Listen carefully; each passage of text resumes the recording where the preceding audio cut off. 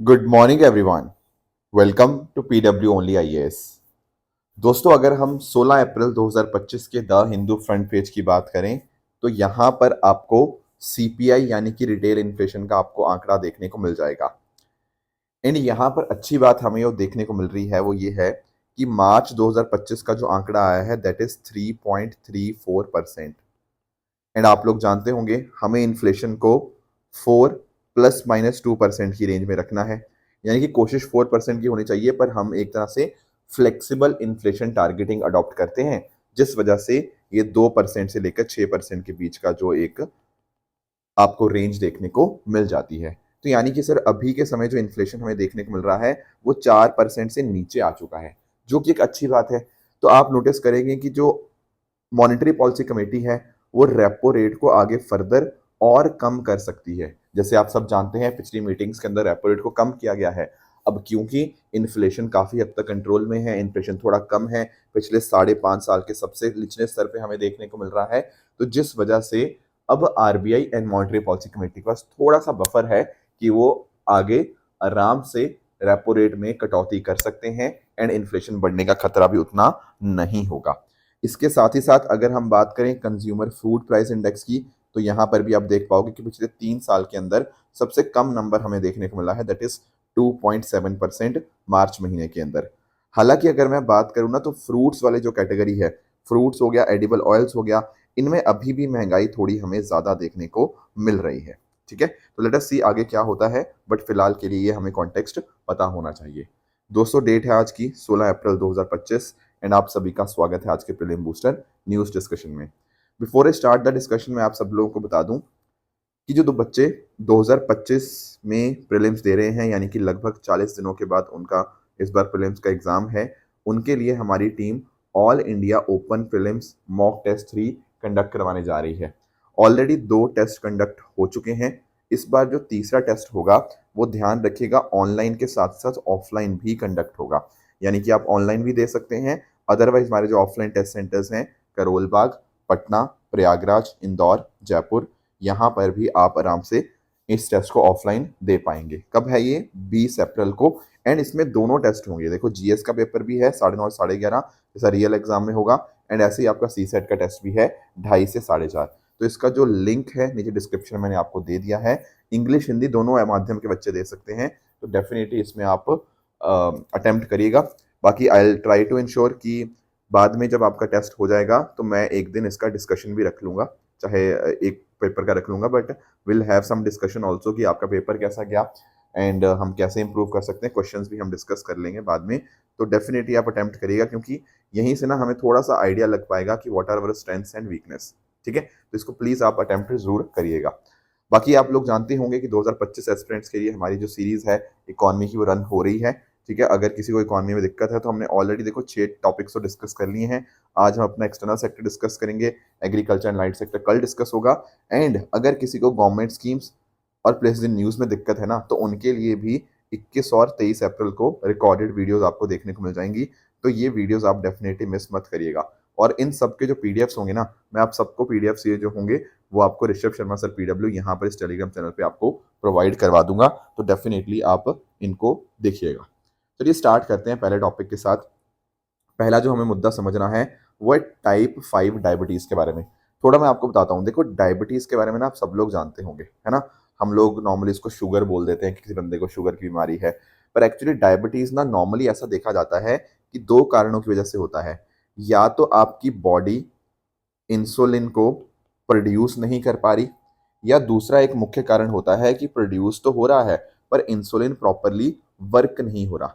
तो नॉर्मली क्या होता है ना, उसके बेसिस के अंदर हम 2 तरह से डायबिटीज हम देख लेते हैं। जैसे फॉर एग्जांपल एक होती है टाइप 1, एक होती है टाइप 2।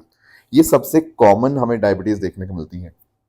जैसे जो युवाओं में नॉर्मली देखने को मिलती है 40 साल की कम उम्र की एज के अंदर, वो आपका टाइप 1 होता है। एंड ये तब होती है अगर आपकी बॉडी अच्छे से इंसुलिन प्रोड्यूस नहीं कर पा रही। इसका प्रॉपर कारण हमें समझ नहीं आता है कि क्या रीजन है इसके पीछे का, पर ऐसा माना जाता है कि बॉडी के जैसे व्हाइट ब्लड सेल है ना, वो कहीं ना कहीं mistakenly insulin producing beta cells को एक तरह से अटैक कर देते हैं, जिस वजह से बॉडी उतना इंसुलिन नहीं प्रोड्यूस कर सकती। टाइप 2 के अंदर क्या होता है, ये नॉर्मली 40 साल की उम्र की एज के बाद होता है, और ये मोस्टली जो डील करता है ना, ये मोस्टली लिंक्ड है विद द लाइफस्टाइल। जैसे आपकी डाइट अच्छी नहीं है, ठीक है, मोटापा आ चुका है, इनएक्टिविटी है, आप सारा दिन बैठे रहते हो, कोई एक्टिविटी नहीं करते, तो ये सब कहीं ना कहीं कारण बनते हैं टाइप 2 के। नॉर्मली हम जब बात करते हैं ना डायबिटीज़ की, तो हमारे दिमाग में टाइप 1 और टाइप 2 ही आता है, पर ऐसा नहीं है कि सिर्फ यही टाइप्स हैं, इसके अलावा भी टाइप्स हैं। जैसे फॉर एग्जांपल टाइप 3 भी है। टाइप 3 के अंदर क्या होता है, यहाँ पर ब्रेन के अंदर इंसुलिन रेजिस्टेंस आपको देखने को मिल जाएगा। तो जो अल्जाइमर डिजीज होती है ना, उसके साथ ये लिंक रहता है। हालांकि इसके रिसर्च अभी चल रही है, पर इसको हम टाइप 3 डायबिटीज बोलते हैं। उसी तरह से एक होती है टाइप 4 डायबिटीज। ये एज के रिगार्डिंग होती है, ये नॉर्मली एल्डरली पेशेंट्स के अंदर देखने को मिल जाएंगी। एंड अभी जो आज हम डिस्कशन करेंगे वो है टाइप 5 डायबिटीज के रिगार्डिंग। ये टाइप 5 डायबिटीज ना, ये लीन डायबिटीज इसको बोलते हैं। क्या मतलब इस चीज का, देखो नॉर्मली हमारे दिमाग में आता है यार जिसको मोटापा है उसको डायबिटीज होनी चाहिए, पर यहाँ पर इसका उल्टा होता है। यहाँ पर अगर मान लीजिए कोई एक ऐसा इंसान है जिसका बॉडी मास इंडेक्स बहुत कम है, ठीक है, आपका अर्ली लाइफ अंडर न्यूट्रिशन, मतलब यानी कि उस पर्टिकुलर पर्सन का माल न्यूट्रिशन है, मतलब उसके अंदर अंडर न्यूट्रिशन है, लो बॉडी वेट है, तो उसके साथ जो लिंक्ड डायबिटीज होती है उसको हम टाइप 5 डायबिटीज बोलते हैं। ठीक है, हालांकि और भी हैं, जैसे फॉर एग्जांपल आपने जेस्टेशनल डायबिटीज भी हमने प्रीलिम बूस्टर के अंदर डिस्कस किया हुआ है। ये प्रेगनेंसी के समय के ऊपर डेवलप होती है और इससे मदर और बच्चे की हेल्थ के ऊपर, दोनों के ऊपर इम्पैक्ट आता है। हालांकि चाइल्ड बर्थ के बाद ये डिसअपियर कर जाती है, पर उस समय ये जेस्टेशनल डायबिटीज भी देखने को मिलेंगी। तो हमारा थोड़ा फोकस रहेगा टाइप 5 के ऊपर। तो थोड़ा इसको और डिटेल में समझते हैं। जैसा मैंने आपको बताया, इसको माल न्यूट्रिशन इंड्यूस्ड डायबिटीज भी बोला जाता है। 1955 के अंदर जमैका के अंदर पहली बार इसको डिस्क्राइब किया गया था एज जे टाइप डायबिटीज।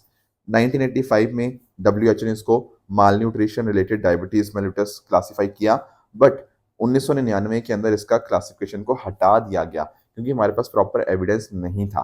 पर आज के समय हमें पता लग रहा है कि जैसे भारत, श्रीलंका, बांग्लादेश, इथियोपिया, युगांडा, यहाँ पर बहुत सारे लोगों को टाइप 5 डायबिटीज है, 25 मिलियन से भी ज्यादा। तो कहीं ना कहीं हम इसको बहुत अच्छे से रिकॉग्नाइज कर रहे हैं एंड यहाँ पर इसके रिगार्डिंग काम भी हो रहा है। जैसे फॉर एग्जाम्पल आप नोटिस कर पाओगे, जो बैंकॉक के अंदर international diabetes federation world diabetes Congress हुआ ना, वहां पर एक नया टाइप 5 डायबिटीज वर्किंग ग्रुप को लॉन्च किया गया।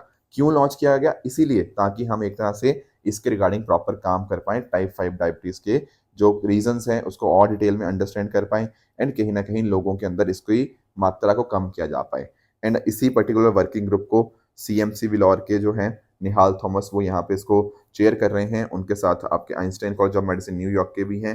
तो कोशिश यही है कि साथ में मिलकर कैसे प्रॉपर रिसर्च करी जा सकती है, उसके बेसिस के ऊपर डिजीज का ट्रीटमेंट यहाँ पे डेवलप कर सकते हैं एंड हम इस तरह से हेल्थ केयर प्रोफेशनल्स को ग्लोबली ट्रेन कर सकते हैं।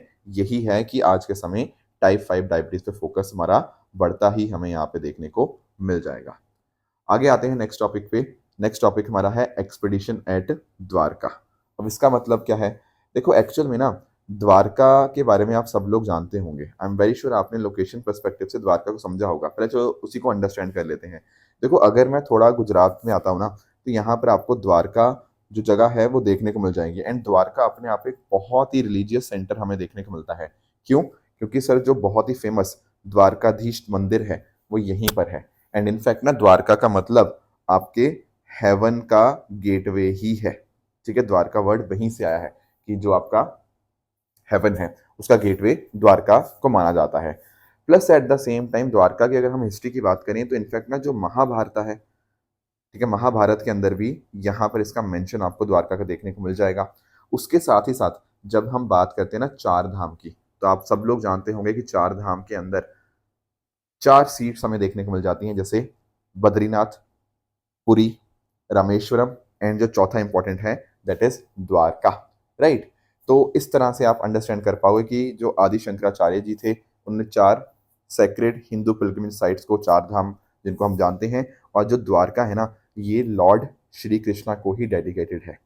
राइट, ये सारी बातें आप लोगों ने, आई एम वेरी श्योर आपने पहले सुनी भी होंगी एंड आप यहाँ पे इसकी लोकेशन भी पर्सपेक्टिव से अंडरस्टैंड कर सकते हो कि जो द्वारका है ना वो गल्फ ऑफ कच्छ के माउथ के ऊपर आपको देखने को मिल जाएगा, at the right bank of the Gomti river.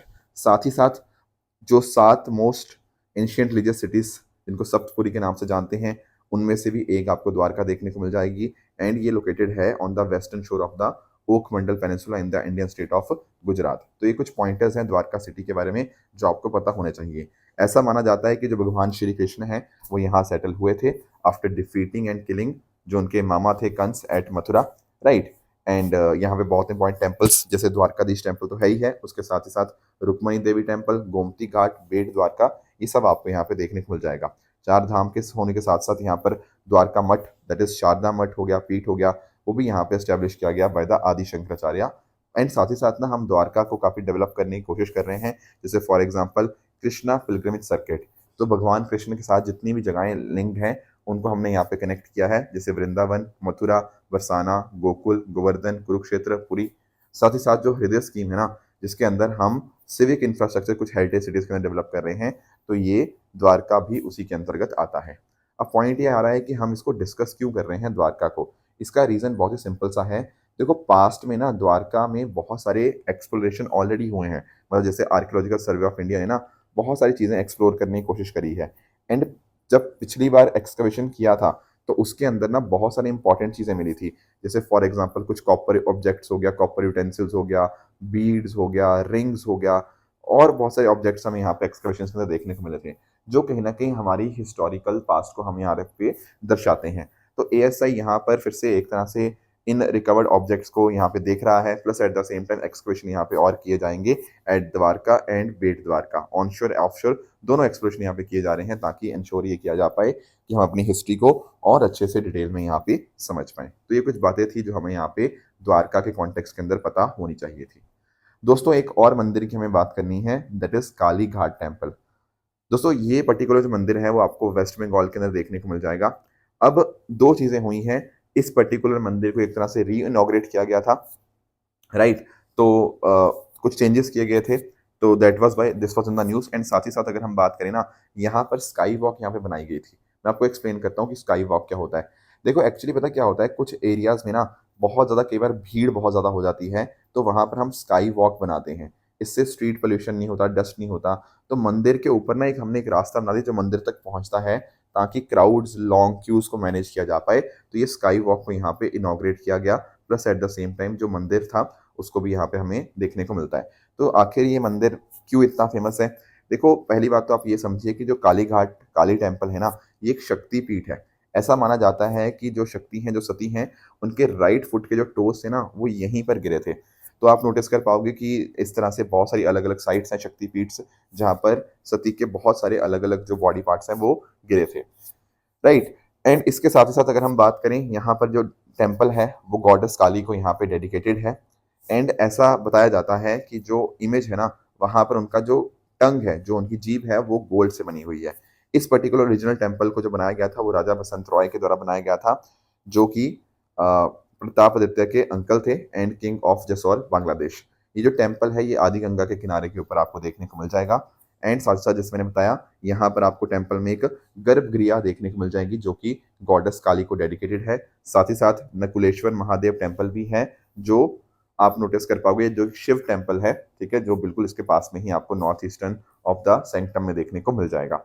साथ ही साथ यहाँ पे स्नान यात्रा यानी कि बाथिंग सेरेमनी होती है, जहाँ पर जो प्रीस्ट होते हैं वो अपनी आईज को कवर कर लेते हैं विद द क्लोथ स्ट्रिप्स, ठीक है। तो एक तरह से जो गॉडेस हैं उनको एक तरह से सेरिमोनियल बाथ दिया जाता है। एंड उस समय के ऊपर जो पुजारी होते हैं वो अपनी आंखों को क्लोथ के साथ यहाँ पे ढक लेते हैं। तो इसीलिए काली घाट टेम्पल काली माता को डेडिकेटेड है, that is why it is very much famous. And साथ ही साथ आप नोटिस कर पाओगे जो स्काई वॉक अभी बनाई गई है, ऐसा बताया जा रहा है कि कोलकाता की सबसे लंबी स्काई वॉक होगी 440 मीटर लॉन्ग की। एक और similar sky walk Dakshineswar Kali temple Kolkata में भी बनाई गई थी।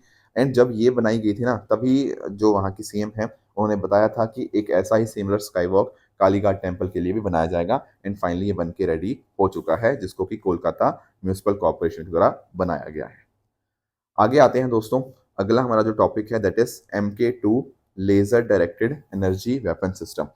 देखो एक्चुअली आप इस बात को अंडरस्टैंड करने की कोशिश करना, दरअसल में होता पता क्या है, कई बार जैसे मान लो विदेशी किसी और एनिमी से यहाँ पर कोई ड्रोन आ गया, कोई मिसाइल आ गया, इस तरह से होता है। तो हमें पता क्या करना होता है, उसको न्यूट्रलाइज करना होता है। और न्यूट्रलाइज करने के लिए हम अपने यहाँ की मिसाइल्स का इस्तेमाल करते हैं। एंड उसमें बहुत ज़्यादा कॉस्ट लग जाती है। क्या कोई और तरीका नहीं है? Answer is yes. लेज़र एक ऐसा तरीका है जो कि अपने आप में काफ़ी ज़्यादा कॉस्ट इफेक्टिव भी होता है एंड यहाँ पर आपके ड्रोन्स और बाकी सब चीज़ों को न्यूट्रलाइज़ करने के अंदर मदद करेगा।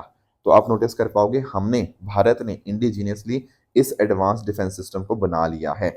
ये किसने बनाया है? सर ये डीआरडीओ का जो centre for high energy and sciences है उसने यहाँ पे बनाया है एंड इसके माध्यम से ना हम missile, drone, smaller projectile with precision and speed वो टैकल कर पाएँगे। मतलब कोई प्रोजेक्टाइल है ना उसको बहुत ही प्रिसाइज़ली उसको टैकल कर पाएँगे। तो यानी कि ना सर हमें पहले जो मिसाइल्स वगैरह का इस्तेमाल करना पड़ता था ड्रोन को हिट करने के लिए या बाकी और चीज़ों के लिए, अब वो चीज़ें नहीं रिक्वायर्ड होंगी, हम बस लेज़र का इस्तेमाल करेंगे। ये MK2 क्या है? ये लेज़र वेपन है एक तरह से, जो कि एक हाई एनर्जी लेज़र बीम को टारगेट के ऊपर हिट करेगा, जिससे कहीं न कहीं जो भी आपका टारगेट जो भी आपका ड्रोन था या मिसाइल मिसाइल था, उसको बहुत बड़ा डैमेज हो जाएगा। तो ये फ़ायदा होता है। तो आपके जितने भी ड्रोन्स होंगे, एक नहीं मल्टीपल ड्रोन्स भी होंगे ना, तो उसको भी आराम से टैकल कर पाएगा। और इसका फ़ायदा यही है कि अगर आप कुछ सेकंड्स के लिए लेज़र को फायर करोगे, तो जितना कुछ लीटर का पेट्रोल लगता है ना, बस उतना ही खर्चा होगा। तो बहुत ही कम खर्चे के अंदर हमारे पास एक प्रॉपर यहाँ पे low cost and long term solution हमें यहाँ पे मिल चुका है। एंड आप यहाँ पे नोटिस कर पाओगे कि जो इस तरह का एडवांस डिफेंस सिस्टम है ना, ये सिर्फ यूएसए, चाइना, रशिया, बस इन 3 देशों के पास ही है एंड इसके बाद इंडिया अब चौथा देश यहाँ पे बन गया है जिसके पास ये laser directed energy weapon system हमें देखने को मिल जाएगा। तो अभी रिसेंटली इसकी टेस्टिंग करी गई है at the national open air range Kurnool, Andhra Pradesh के अंदर। सो इसलिए हमें ये बातें यहाँ पे पता होनी चाहिए। ठीक है? तो डेफिनिटली हमारा जो डिपेंडेंस था एक्सपेंसिव एम्यूनेशन के ऊपर, वो काफ़ी हद तक कम हो जाएगा एंड इस तरह से हम एनिमीज़ को यहाँ पर आराम से काउंटर कर पाएँगे। नेक्स्ट हमारा जो टॉपिक है that is India's first GAN based Semicon plant. अब थोड़ा इसको अंडरस्टैंड करने की कोशिश करते हैं। देखो आप लोग जानते होंगे कि यार अगर हमें आने वाले समय के अंदर आगे बढ़ना है ना, तो सेमीकंडक्टर चिप्स अपने आप में बहुत ज़्यादा इंपॉर्टेंट होने जा रही हैं। ठीक है? आप लोग जानते होंगे बहुत सारे एप्लीकेशंस हैं जैसे 6G हो गया, इंटरनेट ऑफ थिंग्स हो गया, टेलीकॉम इंफ्रास्ट्रक्चर, उन सब चीज़ों के लिए इन चीज़ों का बहुत इंपॉर्टेंट रोल रहने वाला है आपकी चिप्स का। अब सेमीकंडक्टर्स आप लोग जानते होंगे, सेमीकंडक्टर्स कहीं न कहीं कंडक्टर एंड इंसुलेटर के बीच में हमें देखने को मिल जाते हैं, जो कि रेगुलेट करते हैं इलेक्ट्रिक करंट को एंड यही इनकी प्रॉपर्टी इनको खास बना देती है। अब सेमीकंडक्टर बनाने के लिए सिलिकॉन का भी इस्तेमाल होता है, बट इंडिया ने ना पहला गैलियम मतलब इंडिया का खुद का पहला gallium nitride based semiconductor plant establish किया है एट नवा रायपुर छत्तीसगढ़ बाय पॉलीमेटिक इलेक्ट्रॉनिक्स। अब इसके माध्यम से क्या होगा दोस्तों, इसके माध्यम से ना जो सेमीकंडक्टर चिप्स हैं वो हम बना पाएंगे एंड ऐसा बताया जा रहा है कि 2030 तक हर साल 10 बिलियन चिप्स बनाने की क्षमता होगी इसकी। और इसमें आप नोटिस कर पाओगे 5 नैनोमीटर एंड 3 नैनोमीटर की चिप्स हम यहाँ पे डेवलप करेंगे। तो जो सर हमारी निर्भरता है ताइवान के ऊपर, साउथ कोरिया के ऊपर या चाइना के ऊपर, वो हम निर्भरता कम कर देंगे। हाँ जी बिल्कुल, और एक तरह से ये आत्मनिर्भरता की तरफ एक तरह से हमारे स्टेप्स हैं जो आने वाले समय के अंदर हमारी IoT, 5G, 6G, satellite telecommunication उनके लिए बहुत बहुत ज़्यादा यहाँ पे हमारे हेल्प करेंगे। ध्यान में रखना ये GN क्या है? गैलियम नाइट्राइड का यहाँ पे इस्तेमाल किया गया है। ऐसा क्यों सर? गैलियम नाइट्राइड ही क्यों हम यहाँ पे कर रहे हैं सेमीकंडक्टर भी, सिलिकॉन बेस्ड क्यों नहीं कर रहे? एक्चुअली ना गैलियम नाइट्राइड का क्या होता है, बैंड गैप काफ़ी वाइड होता है। बैंड गैप वाइड होने का मतलब कि कल को हाई वोल्टेज होगा या हाई टेम्परेचर होगा, उसको यहाँ पर ये उसको इसका इम्पैक्ट इसके ऊपर नहीं होता, यानी कि इसको विदस्टैंड कर सकता है। अगर वोल्टेज बढ़ जाती है या टेम्परेचर बढ़ जाता है ना, कोई दिक्कत नहीं, GN वाला जो अच्छे से काम करेगा। इसके अलावा अगर मान लीजिए बहुत ज़्यादा हाई वोल्टेज हो जाती है, तब भी अच्छे से काम करेगा, ब्रेकडाउन वोल्टेज इसका हाई होता है। सिलिकॉन बेस्ड ट्रांजिस्टर का वोल्टेज हैंडलिंग कैपेसिटी कम होती है, पर GN की ज़्यादा हमें देखने को मिल जाएगी। साथ ही साथ इसकी जो थर्मल कंडक्टिविटी है वो भी ज़्यादा होती है, यानी कि एनर्जी लॉस जो होगा वो हमें कम देखने को मिलेगा एंड साथ ही साथ जो थर्मल एनर्जी यूज एफिशिएंसी है वो ज़्यादा देखने को मिलेगी। लास्टली इसकी स्विचिंग स्पीड जो होती है वो फास्ट होती है। कहने का मतलब क्या सर, एक स्टेट होती है ऑफ स्टेट, एक स्टेट होती है ऑन स्टेट। तो कई बार हमें नॉन कंडक्टिंग स्टेट से कंडक्टिंग स्टेट की तरफ जाना पड़ता है, यानी कि ऑफ से ऑन की तरफ जाना पड़ता है। तो कितनी तेजी से वो स्विच कर सकता है? बहुत तेजी से यहाँ पे स्विच कर पाएगा, जिस वजह से पता क्या होगा, जिस वजह से आप नोटिस कर पाओगे कि प्रॉपरली एफिशिएंट पावर कन्वर्जन यहाँ पे हो सकता है। तो ये पहला इंडिया का GN बेस्ड सेमीकॉन प्लांट हमें देखने को मिल जाता है। एक आखिरी टॉपिक छोटा सा और है, एक्चुअली ये ना पॉइंटर है जो आप अपने मेंस के आंसर में ऐड ऑन कर सकते हो। अभी क्या हुआ है, एक एनवायरमेंटलिस्ट हैं, बहुत ही फेमस थे, ठीक है, दरीपला रमैया जी। इनकी रिसेंटली अभी डेथ हुई है एट द एज ऑफ 87। अब इनका कंट्रीब्यूशन एनवायरनमेंट के लिए बहुत बहुत इंपॉर्टेंट रहा है। जैसे इनको ट्री मैन ऑफ तेलंगाना के नाम से भी जाना जाता है। इनफैक्ट इनको कई बार वनजीवी या चेतला रमैया के नाम से भी जाना जाता है। तो इनका देखो फोकस पता क्या था? इनका फोकस था वृक्षो रक्षति रक्षिता, मीनिंग कि आप पेड़ को बचाएंगे तो पेड़ आपको बचाएंगे। तो इनके यहाँ पे ना हमेशा एक मैसेज रहता था जो मैंने आपको यहाँ पे पढ़ के बताया। तो इनको इसी पर्टिकुलर कंट्रीब्यूशन के लिए किस तरह से इन्होंने एनवायरनमेंट के लिए काम किया, सोशल फॉरेस्ट्री के लिए काम किया, उसी वजह से 2017 के अंदर इनको पद्मश्री से भी सम्माना गया था। इसके अलावा 1995 में इनको सेवा अवार्ड, 2005 में वन मित्र अवार्ड एंड 2015 के अंदर national innovation and outstanding traditional knowledge award से भी सम्माना गया था। तो ये कुछ बातें थी आज के सेशन के अंदर जो हमें डिस्कस करनी थी। अब दोस्तों आ जाते हैं अपने प्लेसेस न्यूज़ की तरफ। यहाँ पर आपका आज का होमवर्क रहेगा गुआम आइलैंड्स के बारे में। इसको आप बताइएगा कि यहाँ पर कहाँ लोकेटेड है एंड आखिर ये क्यों न्यूज़ में रहता है। कल मैंने आपको एक ना होमवर्क दिया था फॉकलैंड आइलैंड्स के रिगार्डिंग। देखो सबसे पहले तो इसकी लोकेशन को अंडरस्टैंड करो। हम यहाँ पर आएंगे, ये क्या है? Atlantic ocean. अटलांटिक ओशन में यहाँ पर आपको फॉकलैंड आइलैंड देखने को मिलेंगे। अगर इसी को हम जूम आउट करेंगे ना, जूम करेंगे तो यहाँ पर आपको देखने को मिलेगा कि फॉकलैंड आइलैंड्स दो तरह से डिवाइड है, आपके waste Falkland and east Falkland. ठीक है, ठीक है। अब पॉइंट यहाँ पे फॉकलैंड आइलैंड्स का ये है कि दरअसल में ना ये ब्रिटिश ओवरसीज टेरिटरी आपको देखने को मिलेगी। ठीक है तो ये ब्रिटिश ओवरसीज टेरिटरी, पर इनका खुद का फॉकलैंड का अपने आप में एक सेल्फ गवर्नेंस हमें यहाँ पे देखने को मिल जाएगा। हालांकि अगर हम बात करें तो जो यूके ही है वो यहाँ पर इसकी डिफेंस की, इसके फॉरेन अफेयर्स की जिम्मेदारी लेता है।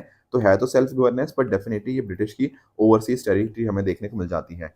अब यूके और अर्जेंटीना का ना आपस में डिस्प्यूट रहता है। दोनों कहीं ना कहीं यहाँ पे बोलते हैं कि नहीं हमारा पार्ट है, अपनी सॉवरेनिटी यहाँ पे क्लेम करने की कोशिश करते हैं। ये बिल्कुल आप देख पा रहे हो अर्जेंटीना के आपको पास में ही आपको देखने को मिल जाता है। तो कई बार इसके रिगार्डिंग बातचीत होती रहती है। It keeps on coming into the news because of this context. Plus at the same time अभी चाइना ने भी क्या किया था?